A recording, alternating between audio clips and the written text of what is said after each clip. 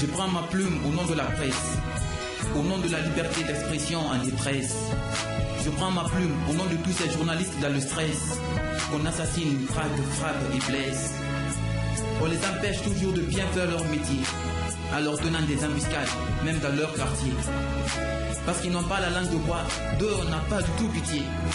Pourtant, partout où mensonge existe, vérité ne doit pas faire de quartier. Les gouvernants ou gouvernés ont toujours menti. Et ces mensonges, la presse les a toujours sentis. Automatiquement, elle s'est levée et a démenti tous les propos mensongers des gouvernants et de leur parti. Les gouvernés ont des yeux, mais qu'ils ne peuvent pas bien voir.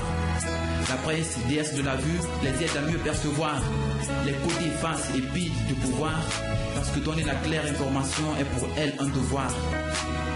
Mais vous savez mieux que moi que toute vérité dérange. Qu'on étouffe le journaliste n'est donc pas étrange. Mais pour qu'une nation positivement change, il faut que la vérité écrase le mensonge et le mange. La presse a toujours été un outil de contre-pouvoir. Je me demande pourquoi ce n'est pas le cas chez nous et j'ai bien envie de le savoir. Ici, on ne parle que des bienfaits du président et de son gouvernement.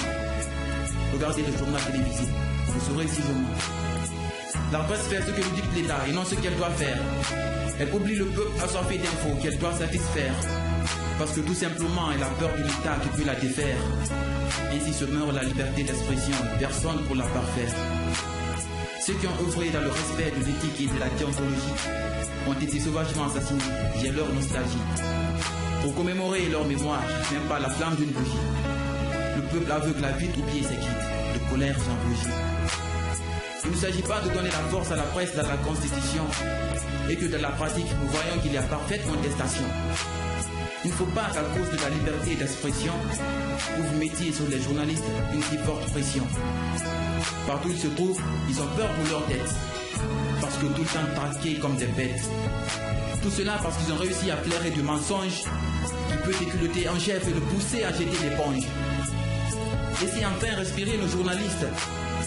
Pour le peuple, ils ont des infos plein la liste. Mais ces infos ne peuvent circuler si vous les en empêchez, ou si vous refusez qu'ils aillent vers vous les chercher. Libérez ceux parmi eux qui sont emprisonnés. Il ne faut plus que la presse dans vos mains reste cloisonnée. Arrêtez à votre guise de la façonner. L'heure de la vraie liberté d'expression doit enfin sonner. Je dépose ma plume au nom de la presse, au nom de la liberté d'expression en détresse. Je dépose ma plume au nom de tous ces journalistes dans le stress, qu'on assassine, traque, frappe et blesse. Qu'on arrête de les empêcher de bien faire leur métier, en leur tenant des embuscades, même dans leur quartier. Ils ont trop souffert, ces journalistes. Ayez donc pitié. Si mensonge persiste, vérité doit-elle faire du quartier?